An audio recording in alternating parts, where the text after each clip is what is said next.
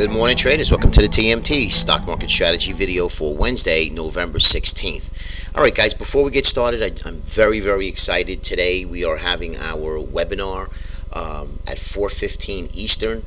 I mentioned that a couple times during the video last couple of days. Come on and join. There's a few seats left. That's just about it. A few seats left. So come in, join. Let's show you what we're talking about here. Go right into the homepage, tradingmarkettechnicals.com. Click on webinar registration and sign up. It is absolutely free. 4:15. We are going to be talking about dark pools and what Trading Market Technicals has created to combat the dark pools and algorithms with the high frequency trading. This is going to be something that you don't want to miss, especially if you're an active trader. As you know, we all know, we're all dealing with hidden order flow, algorithms, HFTs, high frequency trading, and that's really this day and age right now. It's all computerized, and if you do not have an edge and you do not know how to navigate through these dark waters, then guess what, guys? Your lack of success is going to be just that, lack of success, because you're not understanding how the dark pools work, okay? How the algorithms work and how the HFTs work and how they affect price in the markets, okay? You could see the last few days how crazy after the election we were down almost 1,000 Dow points to rally back up at one point in time, 800 to rally back up 1,000. So we took back the 8 and we rallied another additional 200 more. Do you think that's normal trading by a regular person? No, of course not. It's all algorithmic trading, and we need to understand that in order to gain an edge in trading. So come sign up. I'm telling you, it's going to be worthwhile for a little bit of time that you're going to give to see what's going on in this webinar. Very excited about it. All right, so next, what I want to show you is just to kind of complement what I just mentioned. Here's a chart from Bloomberg. All right, European stock markets are getting darker. This is dark pool activity, guys, from 2010. Look at what's going on today. I can't even imagine in 5 years what's going to happen. It's probably going to be all going through these dark pool routes. So you need to identify or try to at least see what's going on behind the scenes of your normal stock chart, right? Okay, well, what is this? Is this dark pools? Are they active? Are they not active? And if they are active, you want to be active, right? If they're not active, there's no reason to even be active. You want that high probability trading. So just something that I wanted to show you guys, that this is not going away anytime soon. Algorithmic trading, HFTs, are not going away, okay? There's no law in place now saying that we're going to ban these guys. Not happening. So you need to change and adapt to what the market is giving us so that you can have that small edge, okay? Anyway, wanted to show you what's going on here now as far as technical analysis is concerned. We're making new highs, but what's happening? Another source from Bloomberg, great chart. What's happening? Selling around the world. Bigger players are selling equities. So what is that doing? Why is the market up to all-time highs and a Russell making new highs? Algorithmic trading, okay? The computerized trading. They push the markets. At the end of the day, they're done. They're flat. And then next thing they know, during the overnight session, they push it up again, and they gap up. And then we have regular traders that come in at 9:30, and they just follow the trend. And that's what's happening, guys. But the main players are selling stocks. Let's just make sure that you guys are aware that they are selling stocks. Does it mean that we're going to crash tomorrow? No. What I'm just telling you is internally you have to be careful, okay? All right, now let's get into rates. We talked about rates here. I wanted to show you this whole area here. I pointed out in August. We mentioned that. You guys that follow me, we saw that ascending triangle, and now look at where we are here, okay? Now we're really stretched here, okay?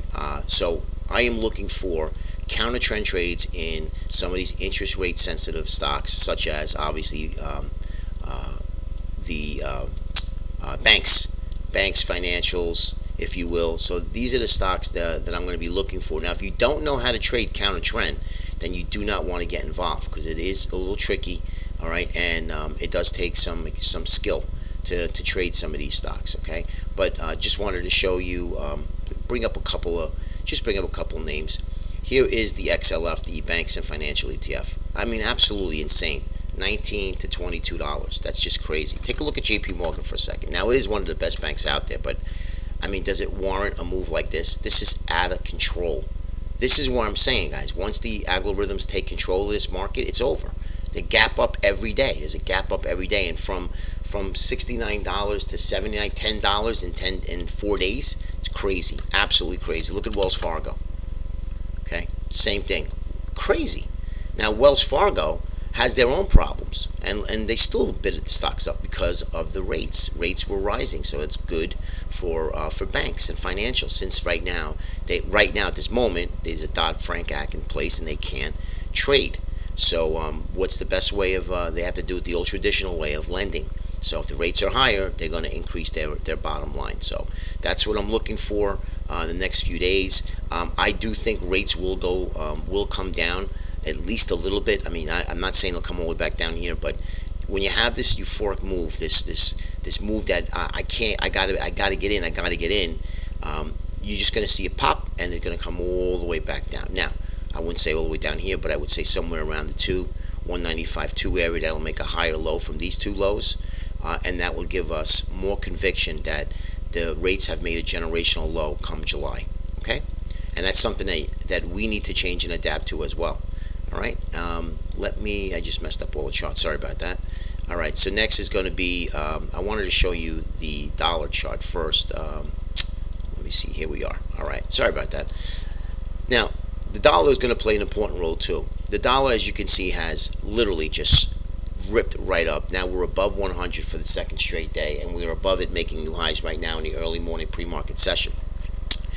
What does this mean for us? Well, it's not good for stocks down the road. If the dollar continues to break out, if it does break out, now it could fall back in again. But if the dollar does break out, watch out for equities, guys, because it's not good for the multinationals. Okay, they're gonna have a tough time, and especially a lot of the commodities sector. Oil is priced in U.S. dollars around the world, so it's more expensive for everybody to buy oil. So you have to pay attention to this. This is not going to go away anytime soon. And speaking of commodities, let's talk about gold. We talked about 12.60 at 50% retracement. We hit that right to the penny, guys, the other day. Just wanted to let you guys know. But you could see MACD, RSI, stochastics. There's nothing good about this chart right now. I think we lose the 12.12 and we get down to the 61.8% retracement, right around 1180 to 1200, and then maybe nibble in small. Okay, but you could see here, and I'm going to show this to you.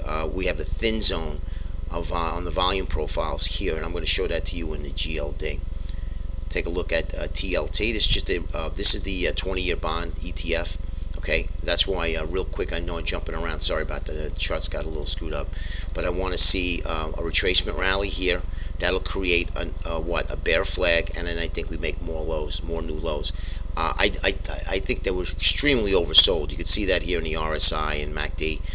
So I do think we get a retracement rally as always, and maybe even a gap fill here. When, I don't know, but we are backing and filling, which is a good thing. And if we can start rallying up to this area, I think we're gonna really hit it pretty hard. That we can make another move one more time up, and then even get a gap fill. Remember, gaps always get filled, guys. And I shouldn't say always. 99% of gaps get filled. If you looked at any chart and you saw a gap, it has gotten filled. Here, right here. We filled it right here, right, that little tiny, and now we got this gap here. So pay attention. You're going to get a day or two that rates are they're gonna just cover. All right, they're going to cover the short bonds, and then bam, they're going to sink in again and roll over again. Right? Here's SLV. This is really interesting to me. I like the SLV to get long once this sell-off is done, and I like to see, I'd like to see this right in here, right back into that little low there. That'll put us into a nice cluster of supply and demand. Right here, we have a little thin zone. You can see that. So I'm looking for $15, $16, and then I think once this sell-off is over with, I think you're going to see a second stage bull market in the commodity squadron of precious metals. Here's GDX. I think GDX isn't done yet. I do think that we lose 20, and then we start to break back down again. Okay, but you could say nothing good about this. Like I mentioned back here, way back here in August, nothing good about the GDX. Okay. Next is going to be GLD, and this is what I'm saying about this thin zone. I show this to you pretty much every day, but I wanted to make a point here to make sure you guys are aware of this, okay? So once we lose this, 116, I think you'll flush all the way back down to 112, and even further getting back down to the January lows. It is absolutely possible. Does it have to happen? No, but you have to be aware that it more than likely can happen. Remember, one big move down, we rally, one big move, another move down, and now we probably rally a little bit more. And if this doesn't even rally, you could see that this is just going to go. And once it goes, guys, it's like the equity markets. We haven't seen it yet, but it's just like this. Gold, everybody was buying gold, right?